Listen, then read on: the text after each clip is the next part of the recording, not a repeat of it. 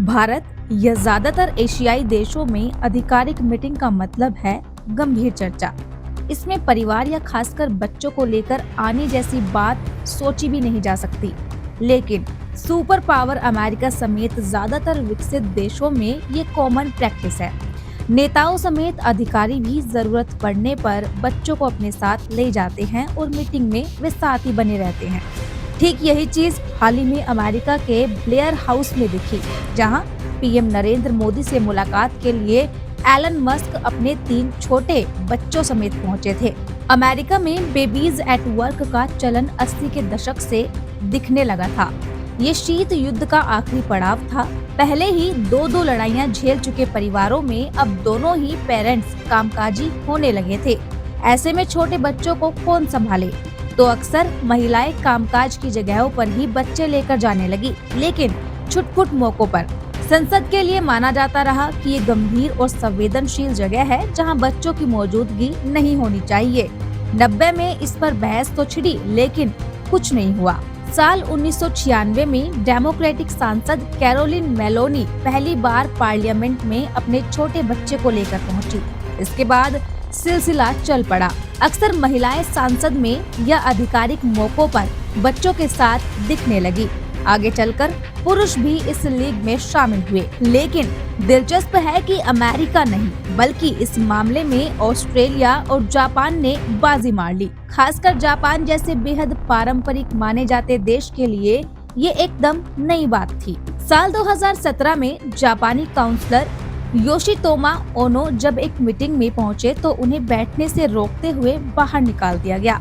कहा गया कि ये जापानी वर्क कल्चर के खिलाफ है। अधिकारी उन्हें गैर पेशेवर कहने लगे।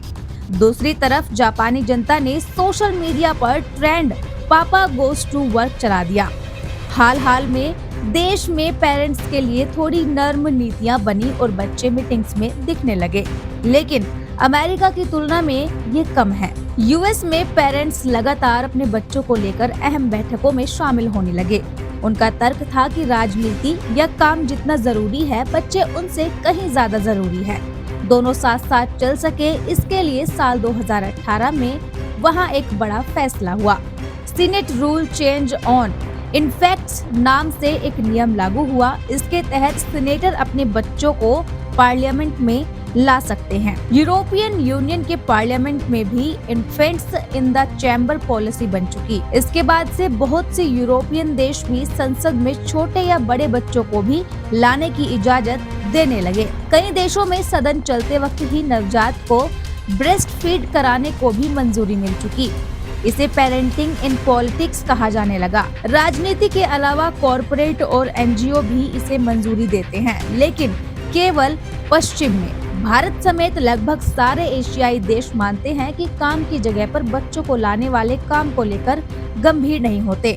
जापान का जिक्र हम पहले ही कर चुके हैं। ऐसे ही एक घटना मॉडर्न कहलाते साउथ कोरिया में भी हो चुकी है।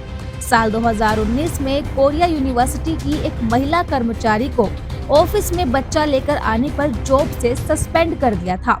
इसके बाद वहां भारी हंगामा मचा, लेकिन बदलाव नहीं हो सका। अब भी भारत, जापान, कोरिया, चीन, पाकिस्तान, बांग्लादेश और श्रीलंका जैसे देशों में जरूरी बैठकों में बच्चों को लाने पर अघोषित पाबंदी है। मानकर चला जाता है कि कोई ऐसा करेगा ही नहीं। हालांकि ताइवान की संसद में बच्चे लेकर आने को मंजूरी मिल चुकी है।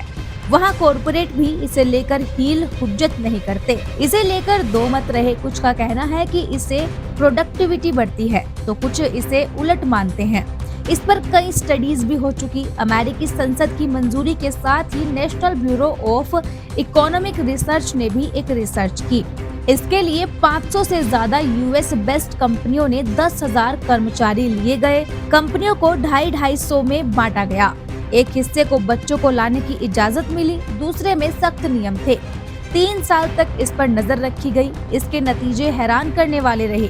जिन कंपनियों ने माता पिता को बच्चों के साथ काम करने की अनुमति दी थी, वहां वर्क सेटिस्फेक्शन 22% ज्यादा था। महिला कर्मचारी की उत्पादकता में 18 जबकि पुरुषों में 12% बढ़त दिखी। स्टडी का दूसरा हिस्सा भी था। बच्चों को लाने वाली कंपनियों में वे लोग नाराज दिखने लगे जो खुद पेरेंट्स नहीं थे। ऐसे 40% कर्मचारियों ने कहा कि बच्चों की मौजूदगी से उनका ध्यान भटकता है। जिन दफ्तरों में बच्चों को लाने की सुविधाएं नहीं थी, वहां अच्छे कर्मचारी, खासकर महिलाएं, काम छोड़ने या उससे बचने लगी। Parents productivity and workplace child inclusion नाम की स्टडी में माना गया कि दफ्तरों में अगर वे सीधे फाइनेंस पर काम न करते हो, बच्चों का आना पॉजिटिव असर डालता है। वही फाइनेंस और लॉ फर्म में ये गड़बड़ी ला सकता है।